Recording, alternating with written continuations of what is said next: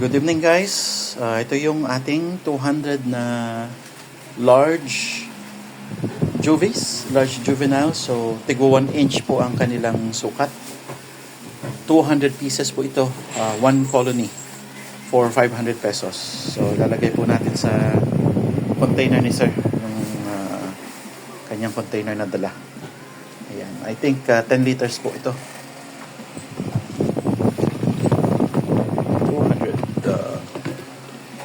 200 na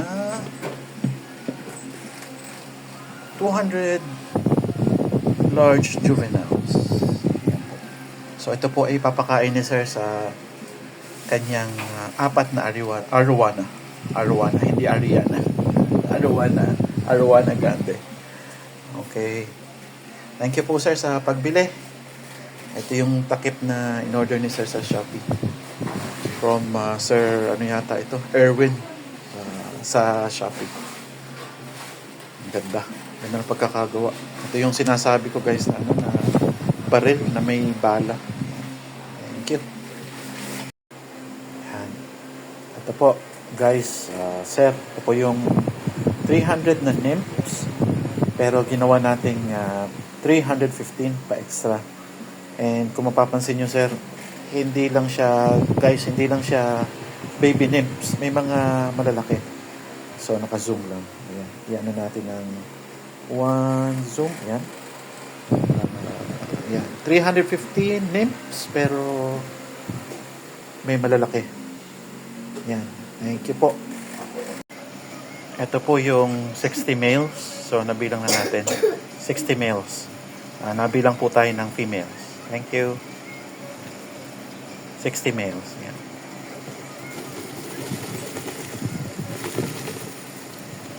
Up. 60 males.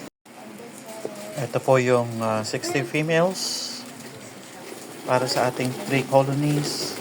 So, meron na po 60 males kanina and then ito yung kanilang females.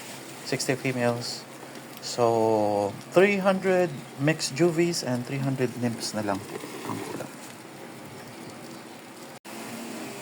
Okay guys, tapos na po tayong magbilang ng ating 3 colonies na pang breeding ni sir. Ito po ay 60 male and female pairs. So, tig 60 males and females. And 300 total of mixed juvies and 300 nymphs. So, ito po yung tatlong colony. Sama-sama na sila. So, dito natin inipon. Ayan. Ayan, natin kung gaano sila karami. Ayan. And ito po yung isang colony ni sir na purely large juvies, tigo 1 inch, around more or less 1 inch. So 200 po yan. 200 pieces large juvies for 500 pesos. Okay, so ito po ay pakain nga ni sir sa kanyang Ariana or arowana fish. 4 na arowanang malaki. So takpan po natin, isa-separate daw po natin ito para hindi siya kasama sa breeding. And ito namang tatlong colony is request ni sir, ilalagay na natin sa ating 102 liters na pinrepair kahapon, which is tag proof or earthquake proof. Kumbaga ayan. Kumbaga kahit sila maano sa sasakyan. Ayan. Hindi natin masyadong galawin kasi nag-aano yan. Okay, so ayan po. Isasalin na po natin yung ating 3 colonies dito sa ating ginawang container. Tag proof na container. So, nahandahan lang. Ayan. Okay, ayan. Spread natin sila. As I mentioned guys kahapon, meron silang tunnel sa ilalim, yung W curve sa ilalim. So, meron silang makakalusot sila. So, ayan. Okay, so wala natira. Okay. Bakit wala sa focus? Focus natin. Ayan. Ayan guys, so nado na sila sa loob, yung mga dubya. Ayan. Ganyan din po ako nagsimula. 4 colonies. And after 6 months or 7 months, pagbuklat ko overcrowded. So, payo ko kay sir, wag niyang gagalawin muna for 6 months at least. Ang aking kwenta is magte 10 times sila or more. God willing, kung tama aking kwenta. So, ayan po guys, tatakpan natin. Ito yung kay sir, may takip na. Alisin natin itong akin. Ayan, takpan na natin. Yung aking ginawang mesh top cover. Yan, kinuha din ni sir. Okay. Alright. Ilagay na natin sa kanyang sasakyan. So, visit tayo ni sir dito sa silid. Yan. Okay. Thank you guys. Yun lang. Like and subscribe guys. Thank you so much. And if you want Dubia to start din ng Dubia Colony, PM lang kayo. May network tayo ng mga Dubia sellers. And ihanap natin kayo. Thank you. Bye-bye for now.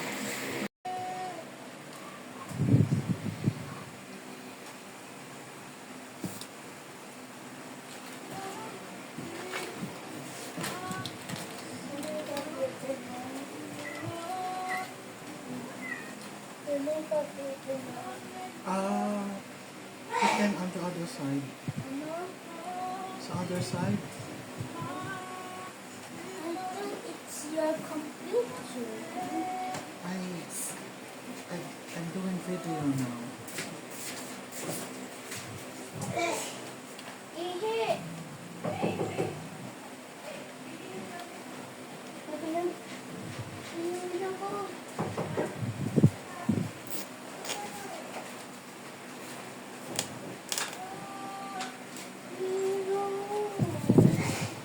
Sinala na. Antay.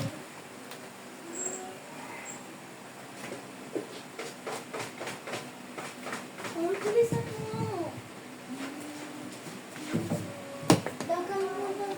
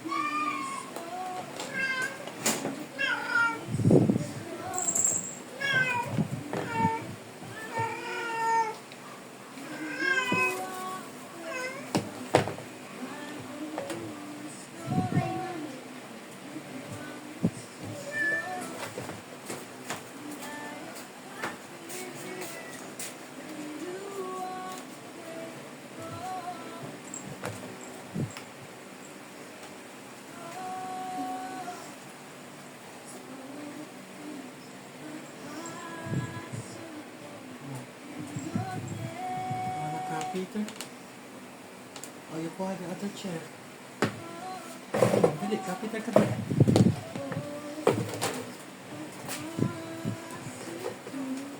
Come other chair.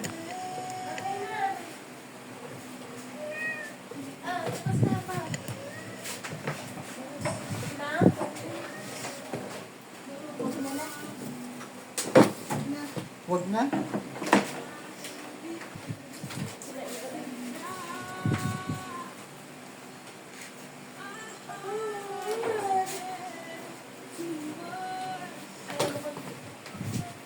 Cellphone ba?